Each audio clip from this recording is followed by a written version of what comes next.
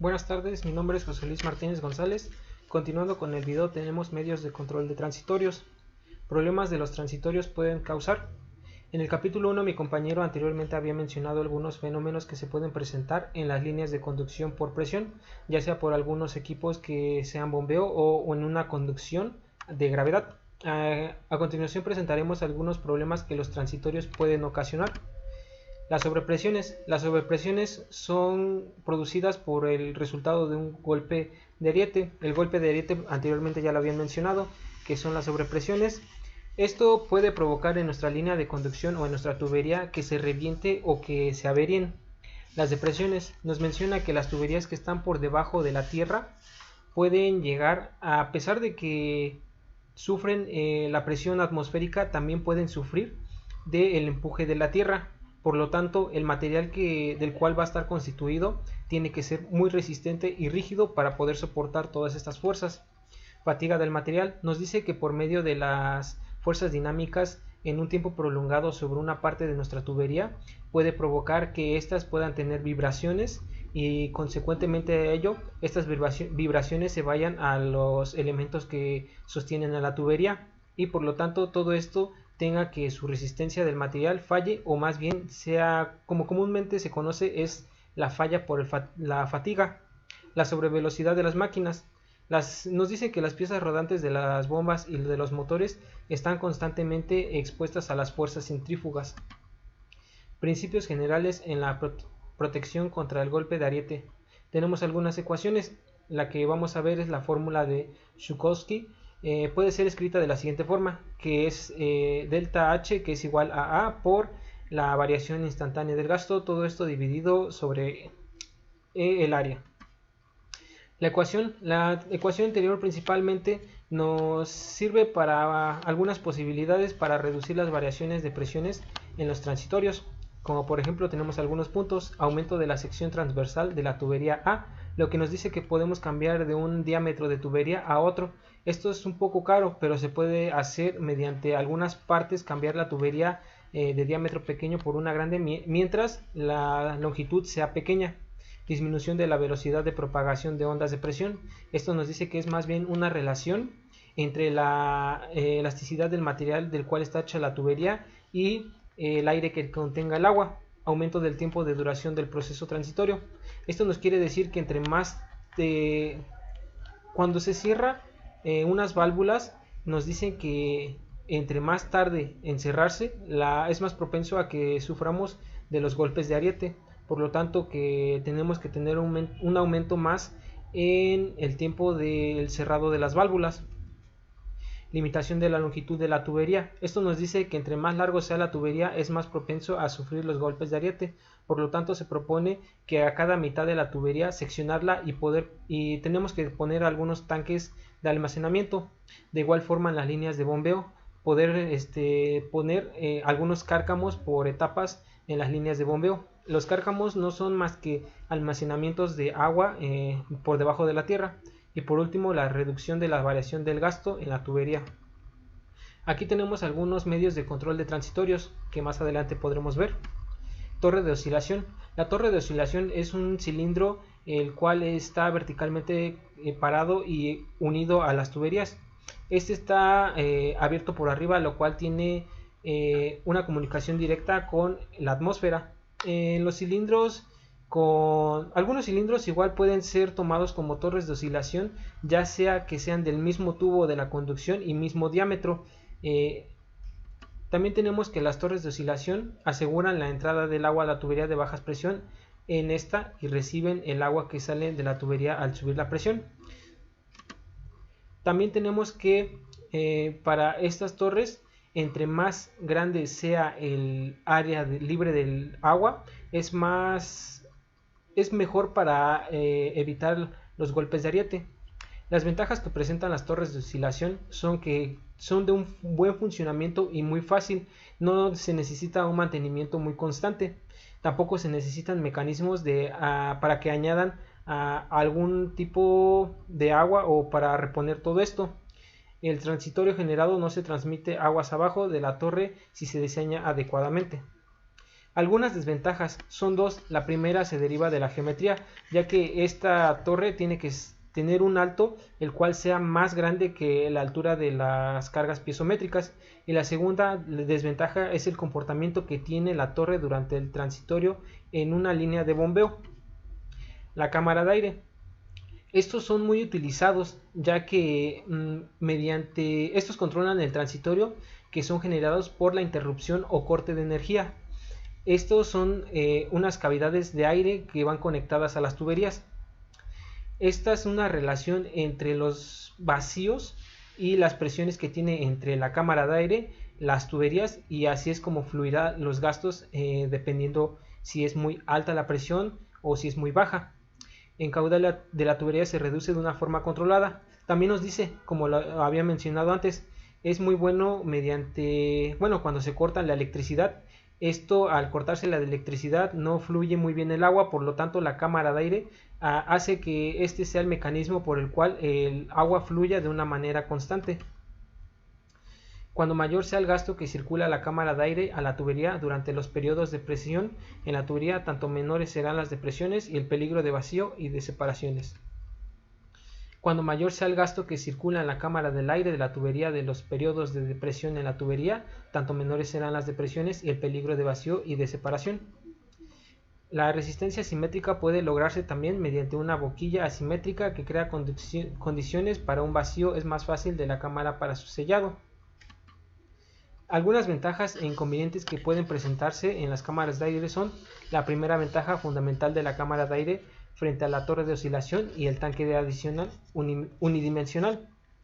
Atendiendo a su ubicación, la cámara de aire puede instalarse muy libremente. Tanque unidireccional. El tanque unidireccional es un dispositivo que aporta agua a la tubería en periodos de depresión, con el principal objetivo de evitar los vacíos dentro de esto, para igual evitar la separación de la columna líquida. Nos dice que en presencia de presiones en la tubería mayores que la cota H sub O, la válvula de no retorno se mantendrá cerrada. Contrario a esto, la válvula se abrirá y podrá ingresar agua a la tubería, con el cual podremos evitar algunos vacíos y, como ya lo mencioné, así evitar la separación de la columna líquida. Las ventajas que ofrece el tanque son: en comparación que con la torre de oscilación no se induce un flujo inverso de importancia entre el tanque y la bomba. Y también otro es que la flexibilidad que puede tener la geometría del tanque. El tanque, su cota más alta está por debajo de las cargas piezométricas. Los problemas del tanque unidireccional son: la transmisión parcial de las ondas de depresión que inciden sobre el tanque origina que aguas abajo del mismo pueda aparecer problemas por depresión excesiva. Otro inconveniente importante de la instalación del tanque unidireccional es que este sí requiere mantenimiento contrario al tanque oscilatorio. Tanque bidireccional. El tanque bidireccional consiste en un depósito cerrado conectado a la tubería. Este tiene válvulas que son de admisión de aire rápida y admisión y expulsión de aire lenta. En presencia de presiones en la tubería mayor que delta Z, el tanque permanecerá lleno de agua y las válvulas de aire se mantienen cerradas. Contrario a esto, nos dice que el agua fluye del tanque a la tubería, también ingresa aire a través de las válvulas y el nivel de agua dentro del tanque desciende. Cuando el agua expulsa todo el aire, se cierran las válvulas de aire. Una sobrepresión importante puede producir en este instante si la expulsión de aire fue demasiado rápida. Para evitar esto, las válvulas de aire deben tener la capacidad de admitir rápidamente el aire, pero expulsarlo lentamente. Válvulas de retorno. Las válvulas de retorno por sí solas no son una herramienta antiariete, sino que son como un complemento. No obstante, tenemos algunas consideraciones que son necesarias para poder tomarlos. La primera es su cierre puede generar sobrepresiones importantes en los transitorios. El otro es: en ciertas condiciones topográficas, las válvulas de no retorno pueden colocarse en puntos intermedios de la tubería para detener el flujo inverso de los transitorios que se produce en el paro de las bombas, y de esta forma producir las sobrepresiones en el inicio de la conducción. Nos dice que en las válvulas de no retorno reales se produce en general cierto flujo de no retorno o un flujo inverso antes de llegar al cierre. También nos dice que existen tipos de válvulas de no retorno. Las válvulas de este tipo se instalan en las bombas en lugar de las válvulas de no retorno normales, con el objeto de descargar ciertos caudales en sentido inverso. Tenemos que en el caso de esta ilustración podemos ver que la válvula de no retorno está ubicada en una cota considerablemente más alta que la cota de las bombas. También se puede colocar una válvula de aire aguas arriba y una válvula de alivio aguas abajo en la válvula de no retorno. Aquí en esta imagen podemos ver todos los elementos y cómo se colocan cada una. Se puede lograr el mismo efecto perforando un orificio en el obturador de la válvula de no retorno. En los dos últimos métodos se produce una interconexión de las zonas de la tubería antes y después de la válvula. Después de esto se cierran las válvulas, circulará cierto gasto por el paso lateral o por el orificio aguas arriba donde la presión es menor. También tenemos las válvulas de alivio o también válvulas de seguridad. Las válvulas de alivio son dispositivos conectados a la línea de conducción que se abren al excederse de una presión determinada. Existe una gran variedad de válvulas de alivio, desde las más simples de resorte o las más de contrapeso, hasta válvulas complicadas con complejos de pivotaje y posibilidades de regulación.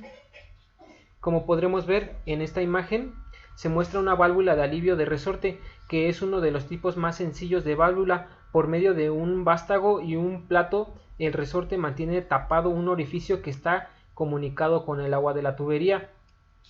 En este, si la fuerza del empuje por la presión del agua que actúa sobre el plato sobrepasa la fuerza ejercida por el resorte, el plato se levantará y a través del orificio se descargará cierto gasto directo al exterior o hacia un recipiente. Tenemos que el funcionamiento hidráulico de la válvula de alivio se muestra mediante su curva característica que indica el gasto de la descarga bajo diferentes presiones estáticas. Aquí, como podemos ver en la primera parte, hasta el punto A, la curva característica es poco inclinada, ya que a medida que se incrementa la presión el resorte se comprime y el plato deja descubierto un orificio mayor. Tenemos que tenemos una ecuación la cual nos dice que una simple descarga de orificio de áreas constantes, para la cual las leyes de la hidráulica indican una relación cuadrática entre la presión que actúa y el gasto que descarga, que es esta ecuación, donde nos dice que C es una constante. Esto, a falta de datos experimentales de la curva característica posterior al punto A, puede asumirse la parábola representada por la ecuación. Nos dice también que la válvula de alivio del tipo más sencillo por lo general no responde inmediatamente a las presiones de esa naturaleza, es decir, para abrirse necesitan una presión superior a la mostrada en sus curvas características o se abren en un tiempo después de producir las sobrepresiones en la tubería. Otro problema que puede presentarse en la válvula de alivio son un golpeteo continuo en la válvula y la posibilidad de generar un nuevo transitorio en la conducción, lo que no queremos que pase cuando la válvula cierre. El golpeteo en la válvula se da porque la válvula abre y cierra continuamente, lo que produce pulsos de descarga a través de la misma. La razón del golpeteo es la siguiente. Dice que al abrirse bruscamente la válvula y descargar cierto gasto, se genera una presión momentánea en la válvula. La presión baja y la válvula cierran rápidamente. El cierre rápido es lo que genera esta sobrepresión. Nos dice que también el golpeteo se puede evitar utilizando válvulas de alivio especiales construidas con dispositivos que permiten que cierre a una presión inferior a la que se abren. Por otra parte, la generación de nuevos transitorios debidos al cierre de la válvula de alivio se pueden resolver utilizando válvulas que dispongan de algunos tipos de mecanismos. También tenemos la válvula anticipadora de golpeteo de ariete. Esta válvula son válvulas de alivio especiales que se abren en el periodo inicial de presión baja en la tubería Al bajar la presión hasta un valor determinado, la válvula se abre rápidamente y comunica el agua de la tubería con el exterior. Las válvulas anticipadoras se utilizan solo en sistemas en el que transitorio comienza con una depresión, como es en el caso de paros accidental de una bomba o una línea de bombeo. También tenemos la válvula de admisión y expulsión de aire. Esta dice que permite la entrada de aire atmosférico a la conducción en el punto de la tubería en que se encuentra instaladas, cuando la presión en la conducción tiende a sustituirse por debajo de la presión atmosférica. Posteriormente, y la presión aumenta hasta superar la presión exterior, el aire se expulsa de manera en que en las columnas líquidas separadas por la interfaz gas vuelvan a juntarse de nuevo. De este modo, la válvula de admisión y expulsión de aire ejecuta las siguientes funciones. La primera es asegurar el escape del aire durante el llenado de la tubería. La segunda, asegurar la entrada de aire al vaciar la tubería. Y la tercera, evitar el vacío, que es lo que igual trata de evitar mucho. Las válvulas de aire se instalan en los puntos altos de la tubería de un perfil irregular, que es donde se pueden presentarse problemas por bajas presiones. Aquí nos menciona algunas de las condiciones que deben tener una válvula de aire destinada a ventilar las conducciones. Estas son las siguientes: gran capacidad de expulsión de aire para que salgan rápidamente cuando se llenen las conducciones o las líneas. Bueno, en este caso las líneas de conducción. Gran capacidad de admisión de aire para que entren rápidamente en la conducción cuando ésta se esté vaciando. La última es baja capacidad de expulsión durante el funcionamiento normal de la conducción para expulsar el aire que libera del agua en los puntos altos. Tenemos también lo que es admisión y retención de aire. En este nos dice que se realiza con dispositivos especiales que admiten la entrada de aire cuando tienden a producirse un vacío en la tubería, pero no permiten que el aire escape cuando la presión suba. El aire atrapado actúa como un amortiguador y puede reducir en grado considerable las sobrepresiones del transitorio. Cuando mayor sea el volumen de aire atrapado, tanto mayor será el efecto antiariete. En cierto sentido, se puede considerarse que el funcionamiento en el periodo de sobrepresión es equivalente al funcionamiento de una cámara de aire en el mismo punto de la conducción. En una conducción, la admisión y retención de aire tienen lugar solamente como medio de control de transitorios. Para los efectos del vaciado y llenado de líneas puede ser no deseable la retención del aire, porque esto a veces puede generar lo que es el golpe de ariete. Se pueden usar cuando el trazo de la conducción pasa por un terreno sinuoso y se ubica en puntos altos, donde pueden generarse volúmenes de aire suficientemente grandes. Tenemos también que la admisión y la retención de aire se pueden realizar acoplando a la tubería válvulas especiales de admisión y retención de aire.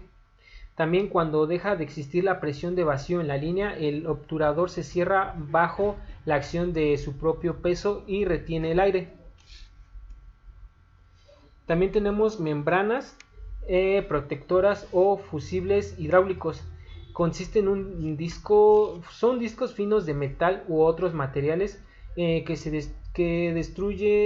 destruyen en presencia de una determinada presión. Se sitúan en desviaciones de la tubería, en sostenedores especiales después de una válvula de paso constantemente abierta.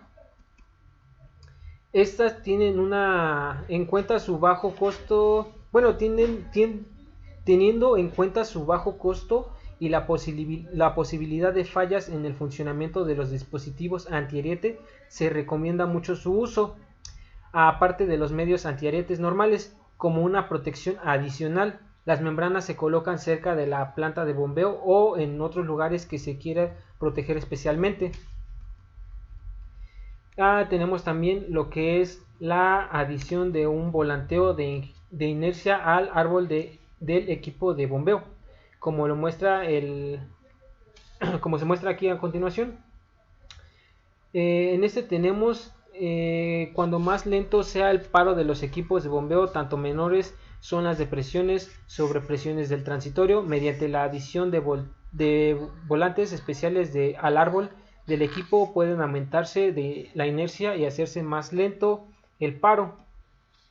Aquí nos muestra el momento de inercia de las partes rodantes del equipo de bombeo. Se expresa mediante su momento volante, que es Gd al cuadrado, donde nos dice que I es el momento de inercia, el Gd cuadrado el momento de volanteo, y G, que es como lo conocemos, la aceleración, metros sobre segundo al cuadrado, como su forma matemática lo indica, siendo G peso Gewicht en alemán y D diámetro. El momento de volanteo es proporcional al peso y al cuadrado del diámetro de las partes rodantes. Debido a esto serán más efectivos los volantes que presenten diámetros mayores.